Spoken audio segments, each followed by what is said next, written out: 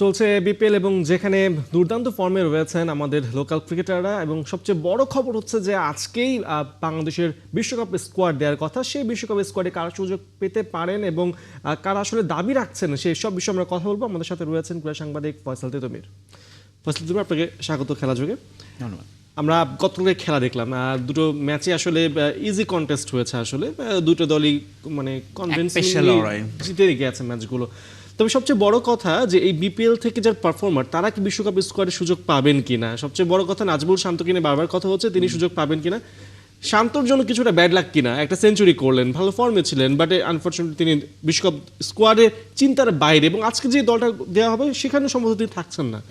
মানে আমরা যে কথাগুলো বলবো সবই আসলে প্রেডিকশন হবে, কারণ হচ্ছে এবারের খুব অদ্ভুত নিয়মটা হচ্ছে যে 8 তারিখের মধ্যে বিশ্বকাপে দল জমা দিতে হবে এবং you can change the squad, মানে 15 জনের স্কোয়াডে আপনি 31শে জানুয়ারি পর্যন্ত শেষ দিন পর্যন্ত যত খুশি পরিবর্তন আনতে পারবেন এবং আইসিসির কাছে জাস্ট ওটা আপডেট করে দিলেই হবে। ফলে বিসিবি যেটা করেছে তারা এই অন্যান্য সব দল দেখবেন দল দিয়ে দিয়েছে, তারা অ্যানাউন্স করেছে, কিন্তু বিসিবি করেছে কি তারা আসলে স্কোয়াডটা অ্যানাউন্স করছে না, তারা 15 জনের এই নামটা পাঠাচ্ছে। আমরা এখন নানান রকম ফিসফাস গুঞ্জন ও আছে কেউ নেই, তার মানে হচ্ছে তারা অবশ্যই বিপিএল এর পারফরমেন্সে নজর রাখবে এবং বিপিএল এর পারফরমেন্সে নজর আছে বলেই এই আলোচনাটা হচ্ছে যে দুটো আলোচনা। একটা হচ্ছে নাজমুল হোসেন শান্তর কেন টি-20 দলে তিনি আসতে পারেন, বিকজ অফ তার বিপিএল সেঞ্চুরি, রান, পারফরমেন্স এবং 3 নম্বর পজিশন যেখানে তিনি ব্যাট করছেন। একই সাথে আরেকটা নাম জাকের আলীকে কেন বাদ পড়তে পারেন, কারণ তার বিপিএল পারফরমেন্স ওয়ান্স এগেইন, যদি তার টানা তিনি বেশ অফ ফর্মের মধ্যেই আছেন, বাট বিপিএলও তিনি বলার মতো কিছু করতে পারছেন না। এবং আরও যে দু একটা জায়গা, ধরুন বিশেষ করে পেস বোলিংয়ে তাসকিন মুস্তাফিজের সঙ্গী কে হবেন, শরীফুল আসবেন নাকি সাইফুদ্দিনকে না হবে থার্ড পেসার, নাকি তানজিম সাকিবের সঙ্গে আরেকজন 4 নম্বর পেসার কে হবেন, এই ধরনের আলোচনা। স্পিনার কি সেখানে শেষ পর্যন্ত নাসুমি থাকছেন নাকি তানভীরকে আবার সুযোগ দেওয়া হবে।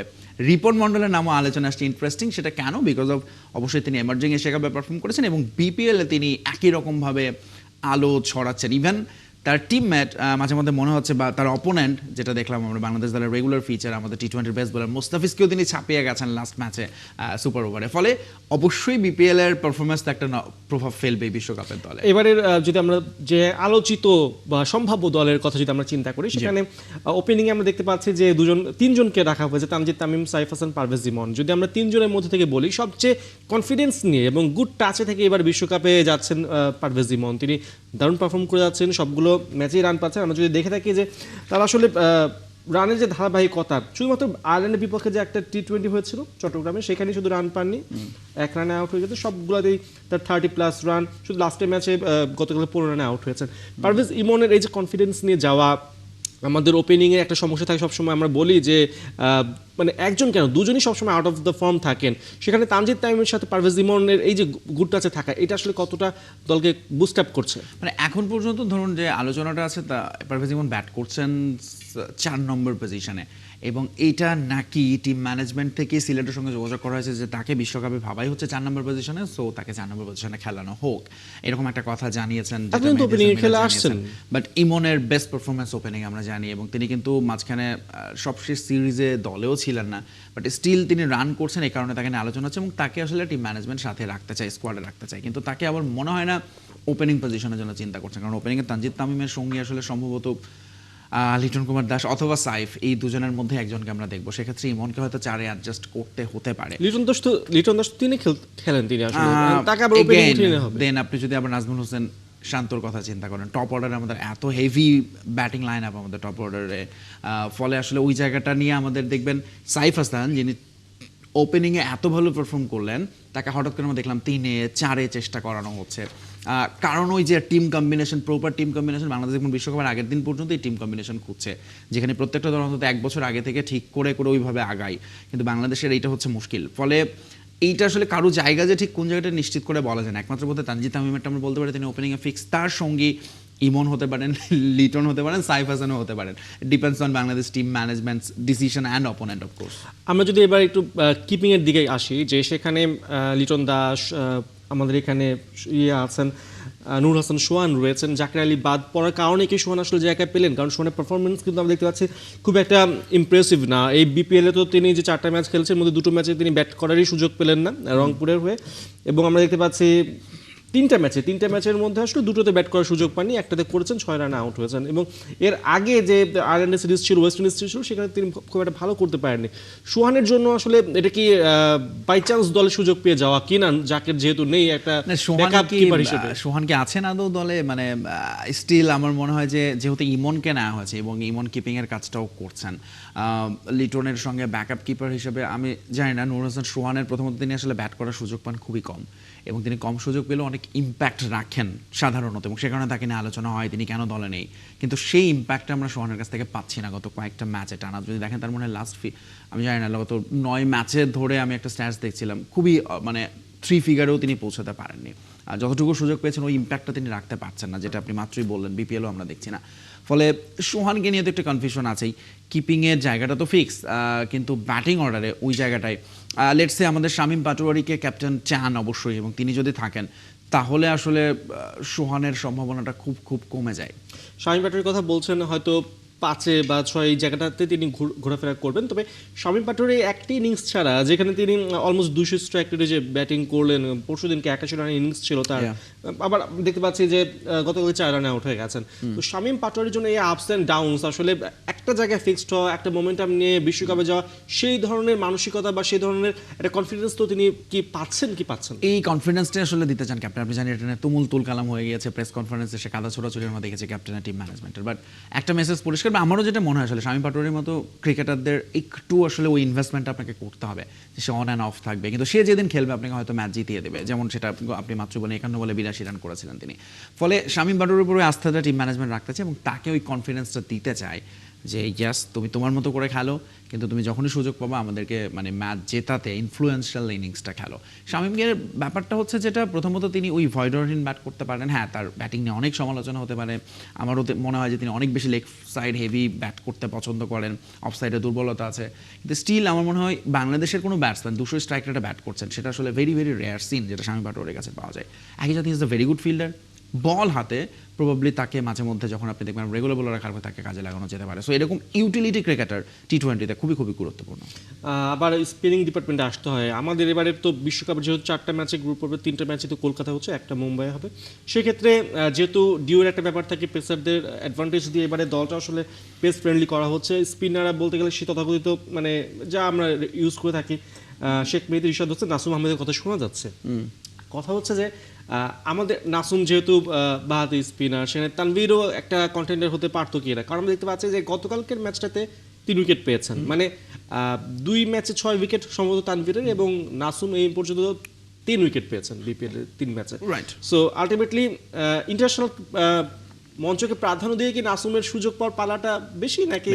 ঠিক তাই, এটাই হবে, কারণ আপনি বিপিএল স্ট্যাটস দিচ্ছেন, অবভিয়াসলি এখানে তানভীর এগিয়ে আছেন, কিন্তু ওই যে অভিজ্ঞতা এবং কন্টিনিউটি এবং ধারাবাহিকতা, সেই জায়গাটা ব্যাটিং এর জায়গাটাও নাসুম কিছুটা এগিয়ে থাকবে, ব্যাটিং এর জায়গাটা নাসুম এগিয়ে থাকবেন এক্স্যাক্টলি। এবং নাসুমের আরেকটা যেটা সুবিধা, তিনি আসলে নতুন বলে আর্লি ব্রেক থ্রু এনে দিতে পারেন বাংলাদেশের, যেমন পাওয়ার প্লেতে নাসুমকে প্রায়শই বল করতে হয়, এবং টি-20-র জন্য আমার মনে হয় যে নাসুম এতটাও খারাপ করেনি যে বাদ যাওয়ার মতো, তিনি যখনই সুযোগ পেয়েছেন আসলে পারফর্ম করেছেন। ফলে আমার মনে হয় যে অবভিয়াসলি এই জায়গাটায় প্রবাবলি টিম ম্যানেজমেন্ট এখনও আসলে নাসুমের উপর না হলে না, এটা একটা ভুল মেসেজ যায়। ধরুন আপনি লেটস সে আপনার একজন ইয়াংস্টার খুব ভালো করছে বলে আপনার একজন সিনিয়র ক্রিকেটার, বা সিনিয়র ইন আ সেন্স যে তিনি বেশ কিছুদিন হলো খেলছেন, তিনি আসলে খুব খারাপ না করেও বাদ পড়ে যাওয়াটা, এইটা আসলে একটু প্রবলেম তৈরি করে। এবং এই ধরনের মধুর সমস্যা থাকাটা খুবই ভালো একটা জায়গার জন্য, যখন একাধিক কন্টেন্ডার থাকে। সো লেটস সে আমরা যদি তানভীরকে ধরে নিই, তিনি এখন আমাদের ব্যাকআপ নাসুমের, সো নাসুমের ইনজুরি অফ ফর্ম, তখন আমরা তানভীরকে সেখানে ইনক্লুড করাতে পারবো। আমার মনে হয় এই চিন্তাধারা থেকে এখনো পর্যন্ত হয়তো টিম ম্যানেজমেন্টের এগুচ্ছে বা এগোনো উচিত। রিশাদের পারফরমেন্স নিয়ে যদি বলতে হয়, এবারে বিগ ব্যাশের দারুণ পারফরমেন্স শো করছেন, রিকি পন্টিং থেকে শুরু করে যারা যারা রয়েছেন ওখানকার কমেন্ট্রিতে সবাই কিন্তু তার প্রশংসা করছেন। কথা হচ্ছে যে রিশাদ হোসেন যে পরিমাণ স্পটলাইটে আছেন তার ভালো বোলিংয়ের জন্য, কিছুটা কি ওপেন বুক হয়ে গেলেন কিনা বিশ্বকাপের আগে? এইটা আসলে এই আলোচনাটা সবসময় হয়, কারণ এত বেশি ফ্র্যাঞ্চাইজি লিগ, বিশেষ করে আইপিএলে মোস্তাফিজকে আমরা আলোচনা অনেক করেছি। তিনি আসলে আইপিএল খেলার কারণে এখন সব ক্রিকেটাররা তার বোলিং নিয়ে এত কাটাছেড়া করেছে, যাতে মোস্তাফিজের নতুন কিছু আর মানে তিনি এখন তার বোলিং অস্ত্র ধারটা কমে গিয়েছে। সো এগেন রিশাদের জন্য বরং আরও উল্টোটা হয়েছে আমি বলবো, কারণ অস্ট্রেলিয়ার condition is very very different, এবং বিগ ব্যাশের যে স্টেজে তিনি খেলছেন, পারফর্ম করছেন, এইটা অবভিয়াসলি তাকে আসলে আরো অনেক বেশি শানিত করবে ডেফিনেটলি, এবং সেখান থেকে সে এই পারফরমেন্স, এবং ঋষাদ দেখবেন যদি একটু উইকেটে একটু সহায়তা তার লাগে, he is not a big Turner. সেখানে তিনি অস্ট্রেলিয়ায় যখন তিনি পারফর্ম করছেন, মানে অস্ট্রেলিয়ার রিকি পন্টিংয়ের কথা বললেন, কোচিং ম্যানেজমেন্টে যারা আছেন, টিম ম্যানেজমেন্টে, তাদের সঙ্গে তিনি অবভিয়াসলি তার এই জিনিসগুলোর হয়তো তিনি কাজ করবেন।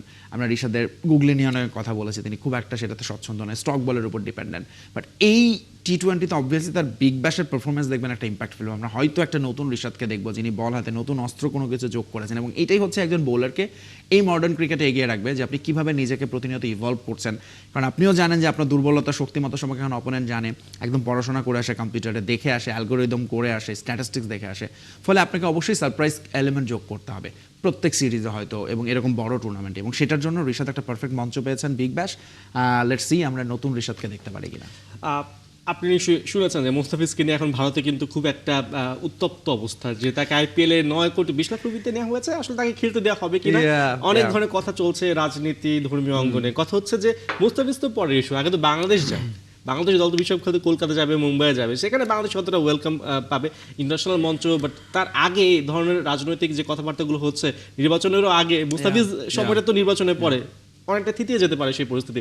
বাংলাদেশ যে পরিস্থিতি যাচ্ছে, আসলে ওখানকার যে আবহ থাকবে সেটা বাংলাদেশে কতটা চাপে ফেলতে পারে, এবং বাংলাদেশ সেখানে ওভারকাম করা কতটা পসিবল? প্রথমত হচ্ছে এটা খুবই দুঃখজনক যে ঘটনাটা ঘটছে, আমরা সোশ্যাল মিডিয়াতে আসলে বেশি দেখি। কারণ এর মধ্যে আপনি যদি কিছু নিউজ দেখেন, বিসিসিআই থেকে একটা সূত্রের বরাত দিয়ে তাদের বিভিন্ন গণমাধ্যমে তারাই খবর দিয়েছে যে না, এটার কোনো ইম্প্যাক্ট পড়বে না, মুস্তাফিজ আসবেন, আইপিএলে খেলবেন। এবং আমার মনে হয় এটা এক্ষেত্রে বড় কাজ হবে কলকাতা, তার ফ্র্যাঞ্চাইজি তাকে কীভাবে ওয়েলকামটা করছে এবং তাকে কীভাবে এই সমস্ত জিনিসগুলো থেকে আগলে রাখছে, বাইরের ইম্প্যাক্ট থেকে। প্রবাবলি হতে পারে মুস্তাফিজের এগেনস্টে সেখানে হয়তো দেখা যাবে তার টিম বাসের সামনে এসে কেউ বিক্ষোভ করছে, কোনো একটা ছোট গ্রুপ হয়তো ফেসবুকে কিছু লেখালেখি করছে।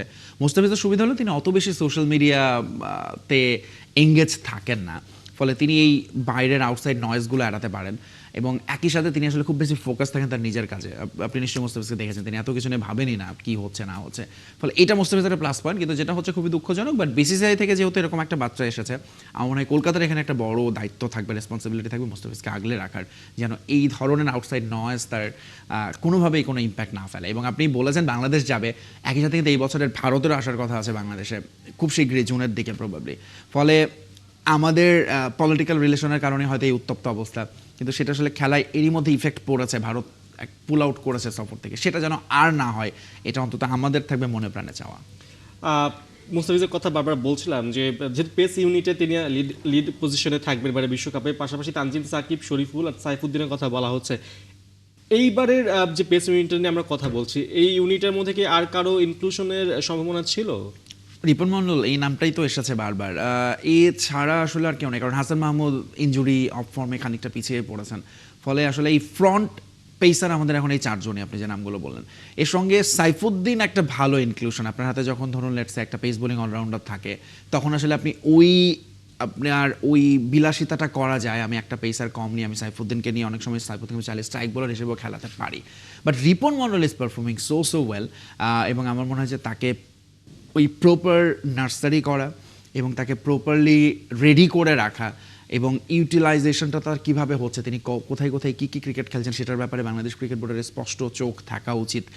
Because he is our next asset, of course next big thing probably. এর মধ্যে তিনি বিশ্বমঞ্চে নিজেকে প্রমাণ করেছেন, এখন ন্যাশনাল টিমে তার সার্ভিস পাবার অপেক্ষায়, শুধু প্রপার টাইম। আমার মনে হয় যে রিপনকে আসলে খুব দেখে শুনেই সুযোগটা দেওয়া উচিত, যেন তিনি প্রপার একটা স্টেজ পান, লেটস একটা ভালো উইকেটে তার অভিষেকটা হোক, সেটাই থাকবে আমাদের চাওয়া। বাট এখনই আমার মনে হয় টু আর্লি ওয়ার্ল্ড টি-20তে বিশ্বকাপে এই মুহূর্তে এই তার বাইরে রিপনে এসে ঢুকে যাওয়াটা। অবশ্যই আমরা দেখি আজকে বিসিবি নাম প্রকাশ করে কিনা, মানে তারা তো হয়তো জমা দিবে আইসিসি কে, মানে এই রেওয়াজ তো বিসিবির খুব একটা নেই, যেটা সাথে গণমাধ্যমকে দেওয়া আগেও লুকিয়ে রাখা হয়েছিল, বাট এবার হয়তো সেই সম্ভাবনা নেই। তো আমরা অপেক্ষায় রয়েছি সেই দলে। অনেক ধন্যবাদ আপনাকে আমার সাথে থাকার জন্য।